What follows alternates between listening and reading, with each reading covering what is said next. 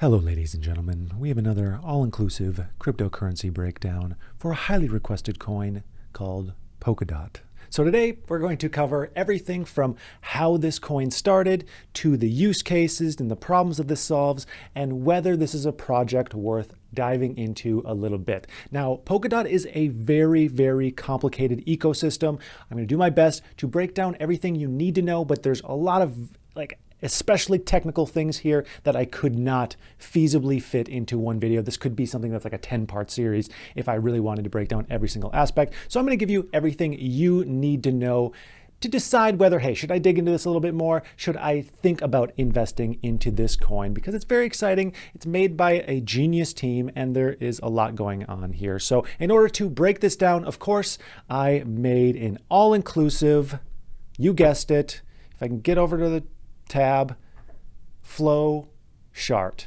And you might be asking yourself, did he just say chart? And the answer to that question would be yes. I decided I might just start trying to fit in the word chart instead of chart every once in a while, just so people are like, did I just hear that right? So anyways, let's dive in to Polkadot, aka dot. Look at that, I made it a circle because dot, get it? Anyways, also, as always, you can download this and all my research notes on my Patreon. Feel free to join that if you want. Now, some people have asked me, what are the risks to joining the Patreon? And I gotta say, there's not really any risks, because if you join and then you're like, this guy sucks, and then you message me and say, hey, you suck, I'll just refund you. So there's not really any risk. So if you want to join the Patreon, you get all my research notes, you get buy alerts for everything that I buy, and then you can look into it a little bit more. You get private live streams, private content, tons of stuff going on there, risk-free. Message me, I suck, I'll refund you. Anyways, let's get into how this coin started. I'm in a mood today. Let's get into how this coin started, what problems it solves, and dig into its merits here. So I think it's important to start off with how it started, the beginnings. Let's get it started. By a philosopher once said, let's get it started. So it launched in 2016. Here's a little fun fact. No shit. Polkadot is the baby/brainchild of Gavin Wood, who is the co-founder and creator of Ethereum and the creator of Solidity. Now that is huge. Solidity is a programming language for writing smart contracts in the blockchain, most notably used on Ethereum. It is huge. This guy, big brain energy on Gavin Wood. KS, Polkadot. What is Polkadot? I'm brushing up on my Spanish. As you might know, I'm moving to Puerto Rico, so I'm doing my best with my Spanish ability. So what is Polkadot? It's referred to as the Internet of Blockchains. Now you might have heard the Internet of blank a lot recently, especially if you've been diving into cryptocurrencies. So I wanted to just highlight this. The Internet of blank generally can be read as it connects blank. So the Internet of Blockchains, you can read it like it connects blockchains. The Internet of Things, you can read it like it connects things. So just a little way to understand the terminology a little bit better. So right now there's a problem where cryptocurrencies are in silos. They are all sectioned off. They're all their own thing. And in an ideal world, in a smart world, they can communicate to each other and you're able to do dealings in multiple different cryptocurrencies. And that is the problem that they are aiming to solve. This is the terminology for that: cross-chain interoperability, the communication between different cryptocurrencies/blockchains.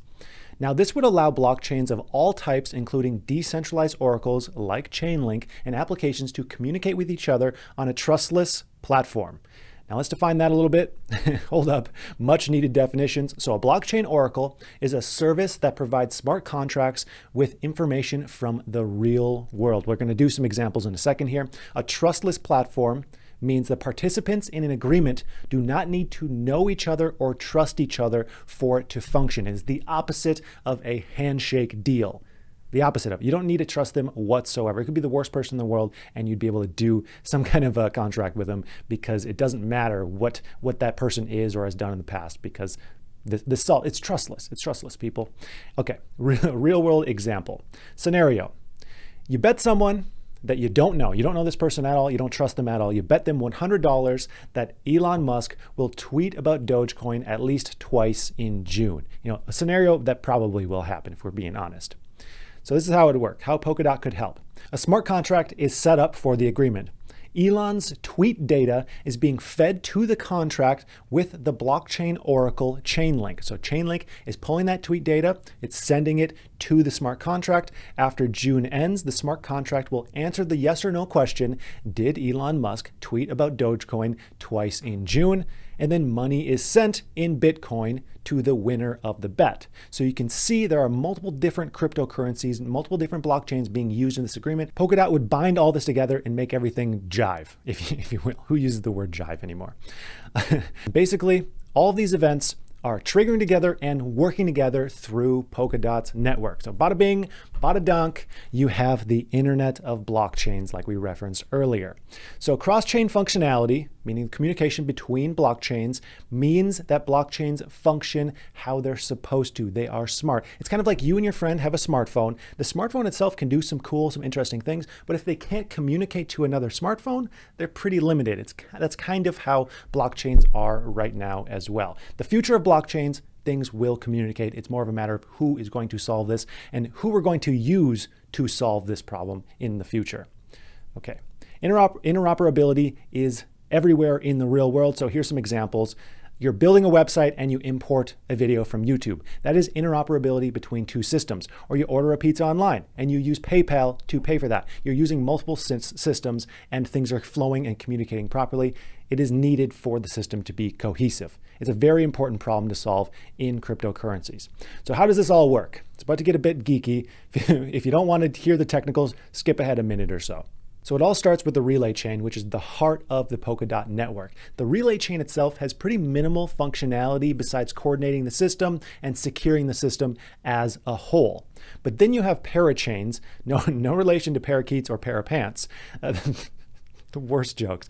They're basically blockchain branches that are coming out of that heart, coming out of the relay chain, all with unique strengths and weaknesses. So some projects need speed. Some projects need computing power. And that's what these branches are doing. They all have different strengths and weaknesses. So different projects can be built on these parachains.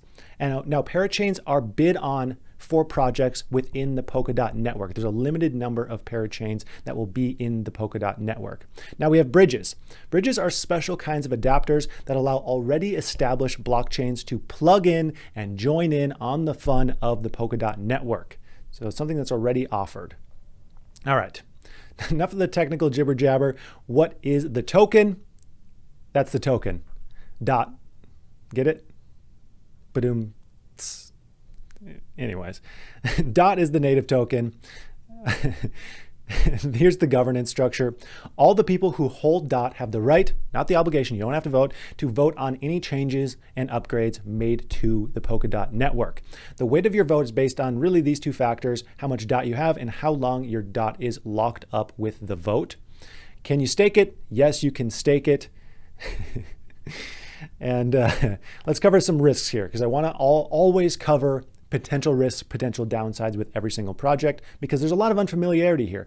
These are new projects. So first off, Polkadot is trying to be a one-size-fits-all solution in a rapidly changing area. We don't know for certain who the winner is going to be or what is going to happen in the future. We just do not know. Even though it seems like a promising project, we don't know exactly. And then of course, another risk is volatility. This is a risk with every single cryptocurrency because this is such a new area. It could go down 20% today. It could double today. We don't know exactly what's going to happen.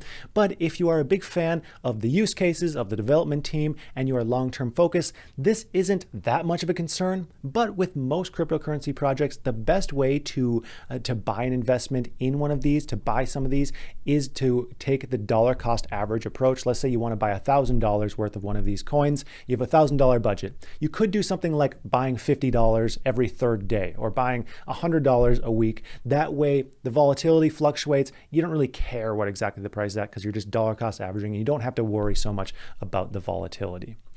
Just a brief summary here. It's an exciting project with a very smart development team and a strong community around it that is aiming to solve some problems that really make sense in this growing technology. This is a problem that will be solved by someone, and really the question is, who will solve this? Now, there's other projects aiming for interoperability, projects like ADA. I'm a big fan of ADA, but ADA is taking on far more problems than just interoperability. So So we just don't know who exactly is going to solve this problem in the long run. Now, if you are interested in buying this coin or any other coin, you may want to check out the links in the description. I have one link for Coinbase. Coinbase is great if you are a beginner to crypto and you're just getting familiar with the space. That is a great option for beginners. If you're a little bit more experienced or you want some more functionality like staking coins, lending coins, then you may want to check out KuCoin, which is also linked down there. It's not as user-friendly, but it gives you far more options on different coins you can buy and functionality. So you can check both of those out. If you enjoy this presentation, make sure you like this video and click that subscribe button because I would appreciate that. And of course, as always, I would like to thank you again for watching, and I hope you have a profitable day.